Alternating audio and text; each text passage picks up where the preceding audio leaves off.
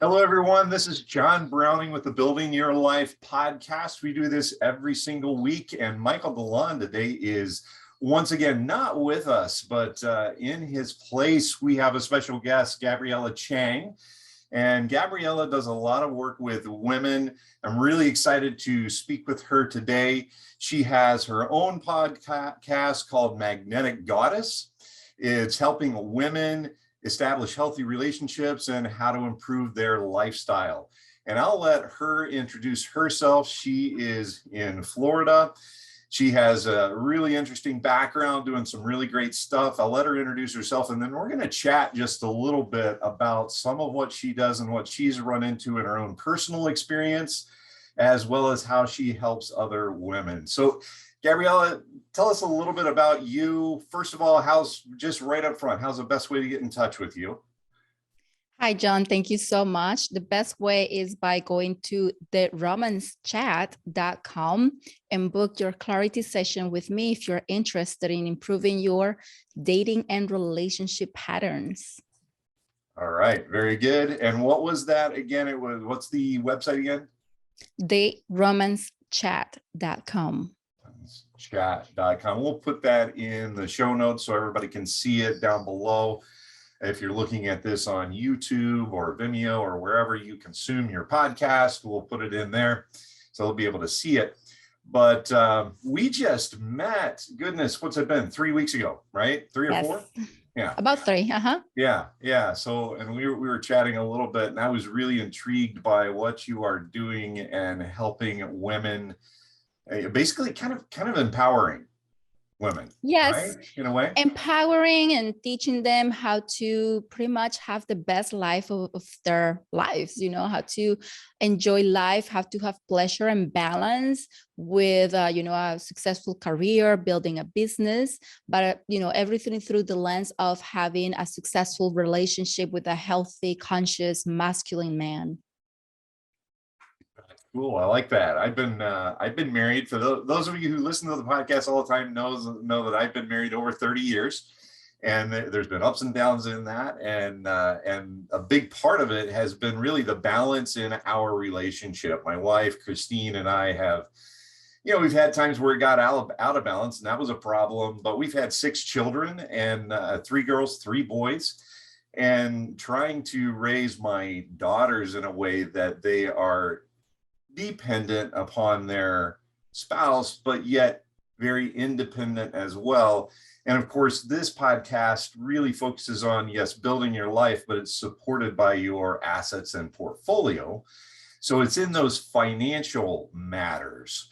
And I know you've got some thoughts and some experiences to share with us about, how you see the role, so to speak, of the woman in the relationship, and maybe a little bit about that balance. Can you tell us a little bit about that?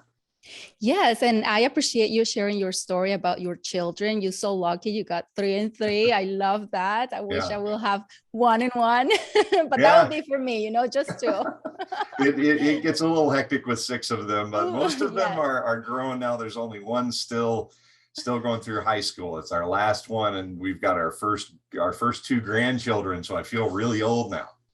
Oh my God. So beautiful.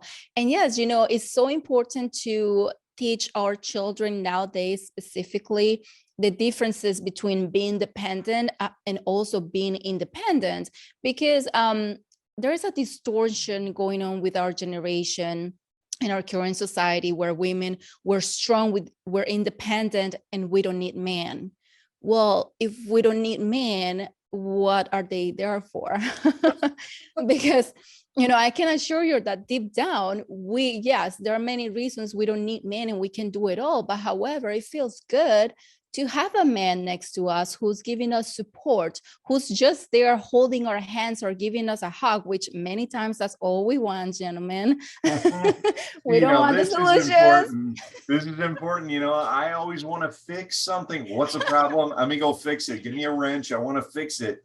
No. And a lot of times you just need a hug. Just like that's all I need. So this is 2 things. One thing I tell women: if you just want to vent out and share with him how you're feeling, then let him know before you start. So kind of create that contract before you talk to him, right?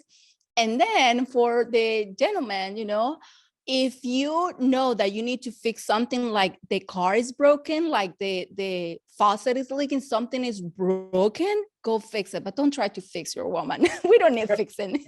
You don't need fixing. That's right. That's right. And it's common. And I will admit, this is something that I have Yes. problems with. Yeah. Yes, because when you're trying to fix, which is your default, right? Men defaulting to solving something or fixing something, it makes us feel, and we feel offended. I'm smart enough. I can figure this out. Obviously, I already thought about those solutions, but those are not the solutions I'm looking for. Yeah. So it kind of challenges our brain, and we don't like that. So it can create a lot of issues. Right. Yeah, exactly. So Yes. just talking about like specifically finances and how we build our lives, not just our portfolio, but as we build our lives, what are some of the things that you have run into and that you see as potentially being problem areas in a relationship? Yes, that is a big issue right now, especially with women working and being so independent and so strong, and sometimes even making more money than he's Yeah. making. That can create a lot of confusion, and there is no rule to this. That is something that, before the couple gets married, during the engagement, or before they even move in together, it's important to have these contracts and talk about these things, because when we don't do that, it creates a lot of issues. Who's going to pay for this? How are we going to divide our expenses? That is something up to the couple. Do you decide to do 50-50? Do you decide to do joint accounts and share all of your money? Or do you decide to keep all your money separate, or maybe have one joint account and have your separate money as well? And both of you contribute to the house. And how do you do all these things? So that's something that the couple needs to decide before getting into a serious committed relationship, living together.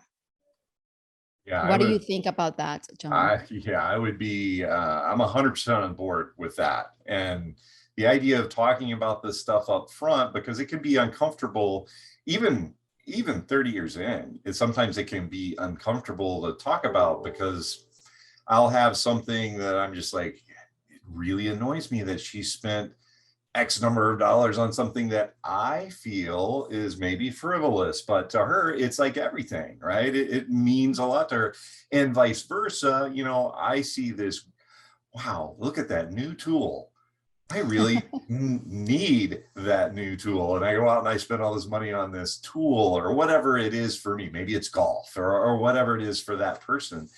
And if you haven't talked about that, if you don't, I call it mad money. Like, I have some money over here that's mine, no questions asked.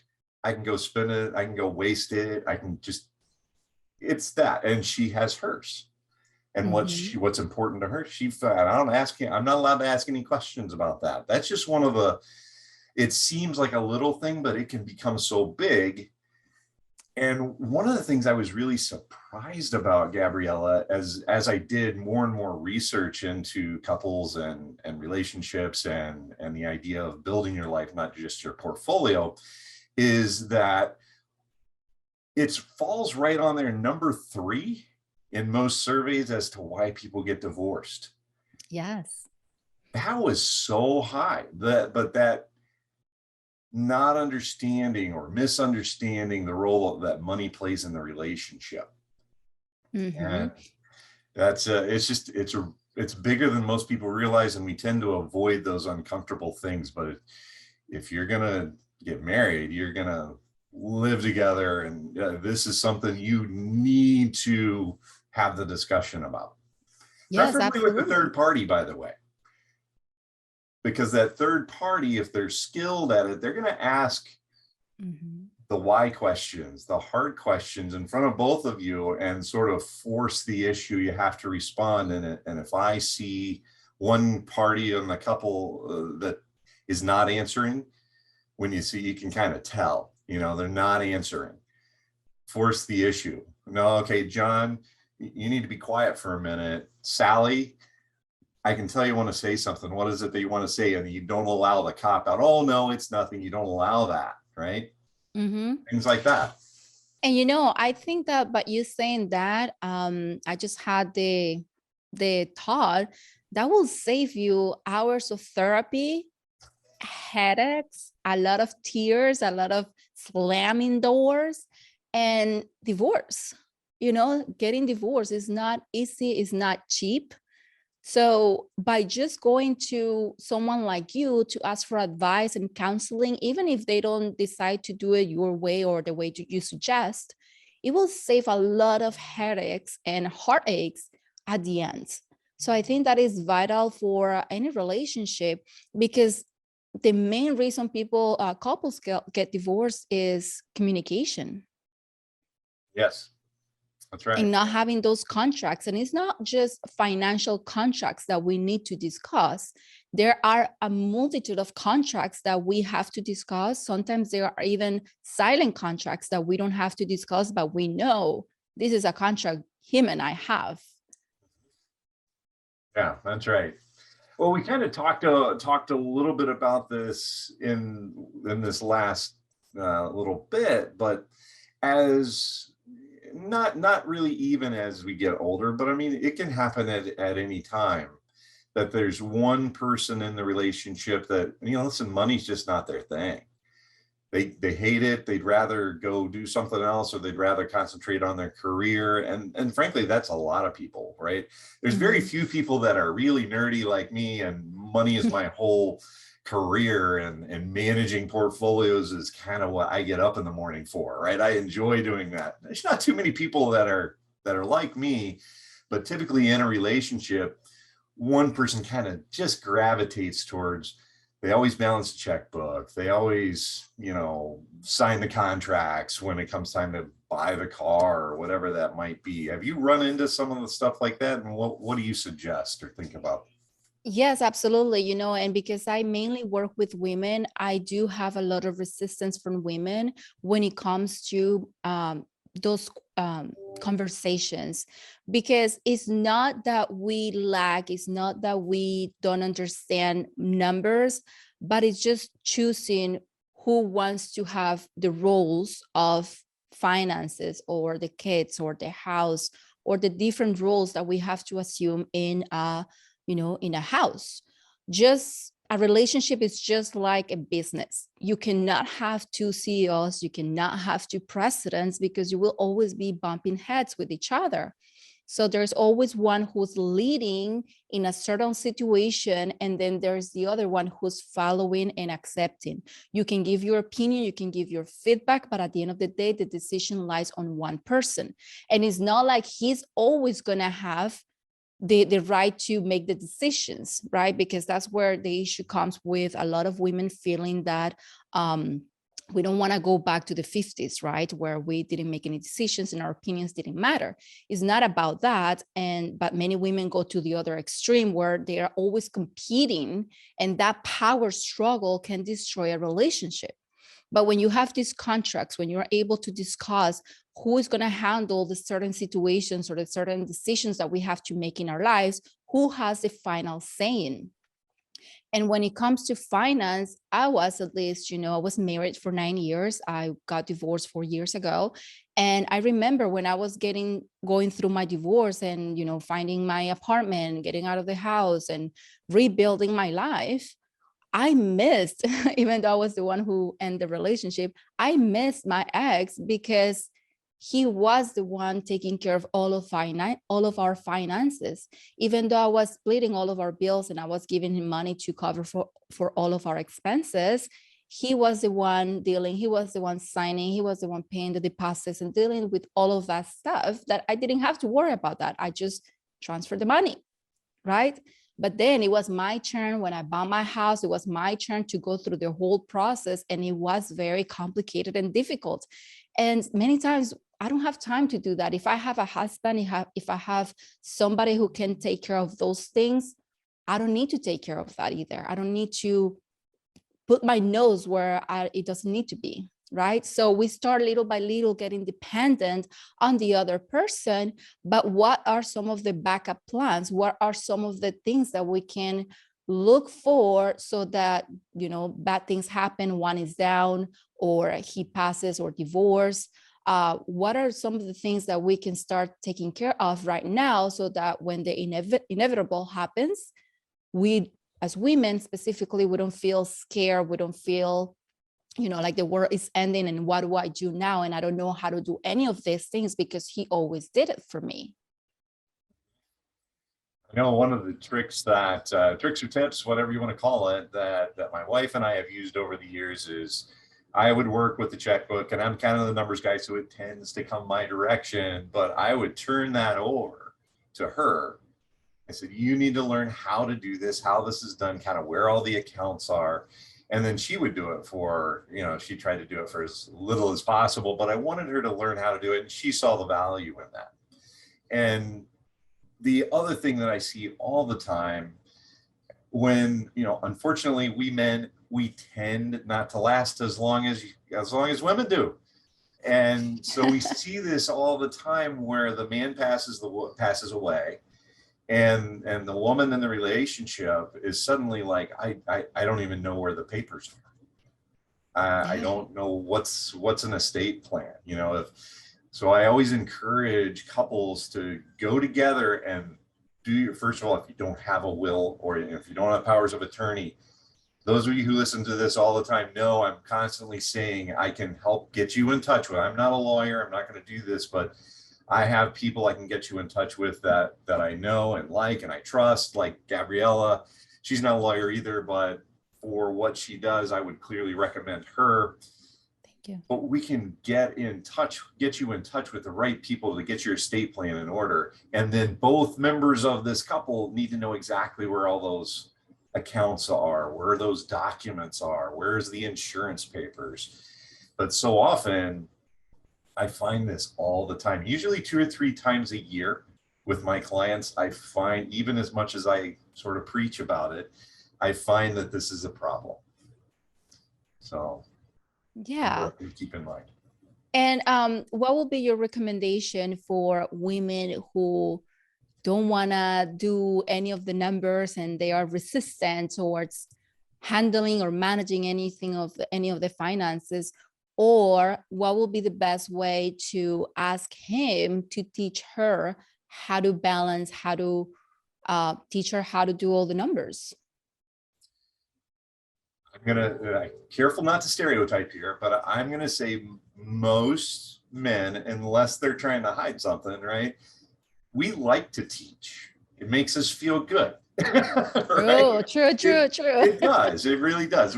So if you ask us as men, can you show me kind of how you do this? And the way you phrase this, I think, is important. Yes. Can you show me how you do this, just so I at least kind of know where everything is and how everything works together? I'd really just like to know that I know in case anything were to happen, and you know, if you got COVID or something and I needed to handle things for a while, whatever. Yes. Like that phrasing, I'd like to know how this happens so that I could do it if I needed to. I think is, and even suggesting, can I just do it with you looking over my shoulder for a month, 2 months, 3 months, so that I learn it? That's what I would suggest. But I always suggest that idea of talking about it on a regular basis, and maybe even setting aside a particular time. Like I always say, you need to set aside a date night. Just because you're married doesn't mean you don't date anymore, right? Why did that become a thing? But you set aside that date night. Well, maybe the first half hour once a week, yeah, you're kind of a business unit, right? So let's talk about the money thing. Maybe it's once a week, maybe it's once a month. So where are we at? Yes. Are we running out of money? Is the month ending before, you know, is the money ending before the month ends? You know, that idea. And well, what are some of the things that we can do to solve for that problem, and have that specific time where this is what we're discussing at this time? Yeah. Because it can be uncomfortable, right? And it's the first thing you want to abandon and not do. Yes, I absolutely recommend this to all of my ladies. If you are in a relationship and you want to improve and understand better what is happening, it is vital to have those scheduled meetings. And many times, especially us women, I do have the right to say, especially us women, we can just go and shoot and start talking and talking and talking. And many times men, especially after you come back from work, you just want to zone out. You just want space. You just want to turn on the TV and nothing is going on. But that is when we want to talk. That's when we just want to, we have all these things going on in our brains that you men don't understand, because it's easier for men to just turn off their brain and just focus on this area. For us women, it's like everything is going on. So that's why we can seem crazy, because we even start acting like this, but it's not that, it's just the way we are.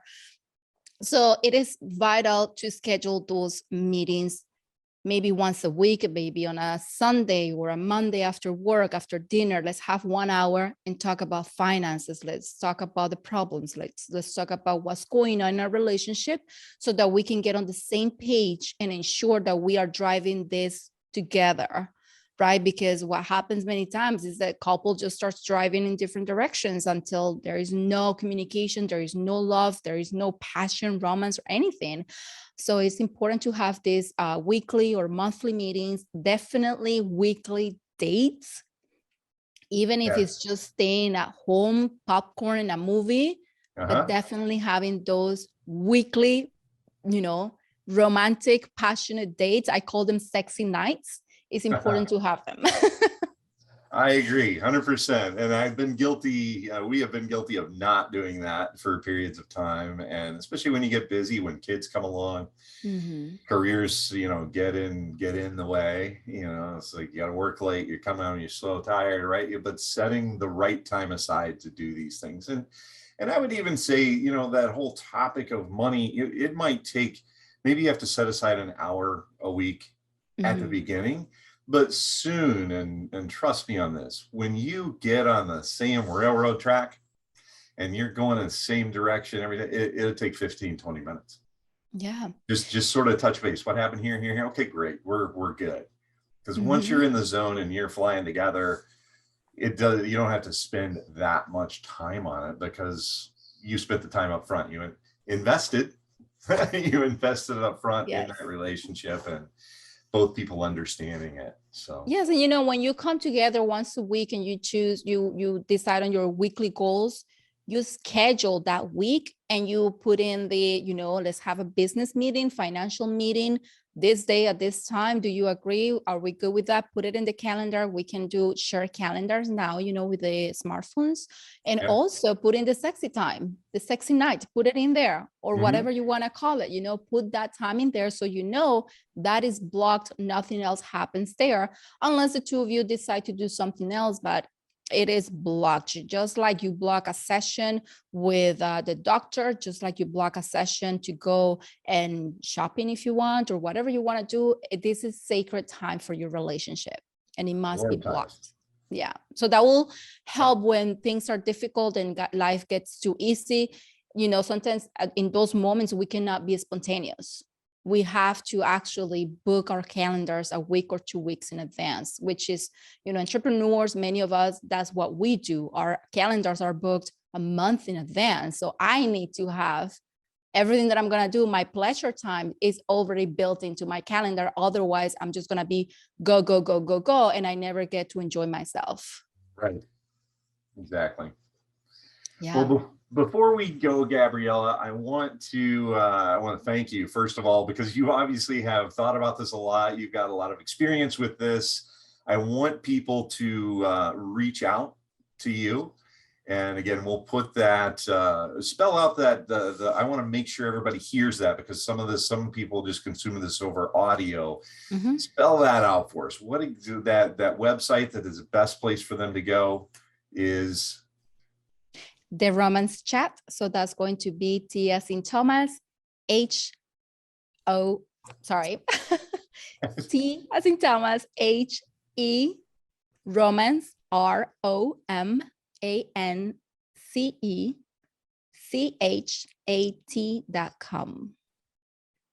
All right. TheRomanceChat.com. Yes. Go And there and take a look. And thank you. your podcast is right there on the website. Magnetic Goddess, that's my podcast, which I have just created. We are brand new and I'm excited because it's all about women. It's how to become that well-rounded, intelligent, beautiful woman with poise and elegance, all that you want to be as a woman. Nobody looks down at you. You feel powerful, you feel strong, but also you feel playful. You feel happy with who you are as a woman, and you get to actually be more like a woman and being comfortable in your own skin, in your own shoes, and just enjoy life the way it's meant to be enjoyed for you. You can be strong, you can be powerful and independent, but if you are not enjoying life, you're blocking yourself from the beautiful world that we have, full of pleasure and enjoyment. Talk about that a lot here on this podcast and with my clients about the build a life, not just a portfolio, because so many of us get involved with a career. It happened to me.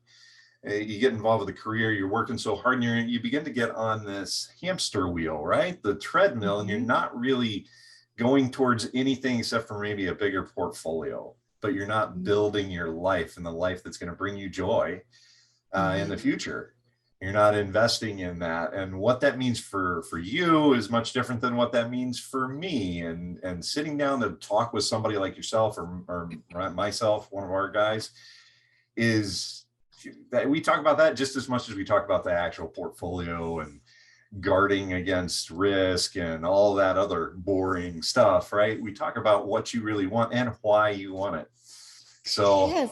And John, just to close a little quickly, one of the reasons a lot of men go into that hamster wheel is because it increases testosterone. When men are working, or women inclusive, when we're working, testosterone increases. And, I've been tested for my testosterone levels, and it's always very high because I tend to just go, and I don't stop for pleasure. And when a woman just does that, just works and she never drops into her heart, she never feels her body, she starts blocking all pleasure, and it's all demanding, it's all complaining, and it's all dark pretty much. So as a woman, when you can find those little moments to increase your estrogen, to increase those happy hormones, serotonin, your life is going to change. Your life is going to be so much more vibrant and full that you don't need to worry about not having everything that you want. You will have it. And the other thing I do with my clients is that we change from the DNA. And like you and I talked before offline, the DNA is where we store all of the beliefs we have about money. Money's evil. If I make money, I'm gonna lose my friends. Money's not good. All of those things that have been injected in our cells since centuries ago. We cleared those. Yes, that you just really well said. One of my phrases that people who listen to me often have heard me say is that money magnifies. So if you're a miserable person and you get more money, yeah, maybe it will be evil, but money is not inherently evil. And if you're a great person and you're going to do some great things with your assets, then when you get more money, it's going to be magnified. Yeah. And you've got to make those decisions, right? But with what you're saying, even if you are not happy, you think money is going to make you happy. Sure, go ahead, get all the money you want, but it's just your unhappiness is going to magnify. So as you're making money, work on your DNA, work on your beliefs, and work on overall every single aspect of your life to improve your overall happiness and well-being. All right. Well, thanks everybody for listening in. Again, this is John Browning and Gabriela Chang on Building Your Life with John Browning. If you need to get in touch with me, it's guardianrockwealth.com, and you can reach up there into the contact us button, or you can just simply text the word life to 21,000. So 21,000, and then life in the chat. Send that to me. You'll get all of my links, including the link to this podcast. So we do this once a week, and we'd love to hear from you. Talking to me, by the way, is free of charge. I will talk gladly with anybody that I can add some value to. And we'd love to help you out. And I'm sure Gabriela would as well. So definitely go out and to the romancechat.com and check her out and her podcast out. So we'll see you soon, Gabriela. I am sure you're going to be at one of the events that I'm at here in the next month or so. I will be there. Thank you, John. Thank you so much, everyone, for listening in. And I hope to hear from you soon. All right. We'll see ya.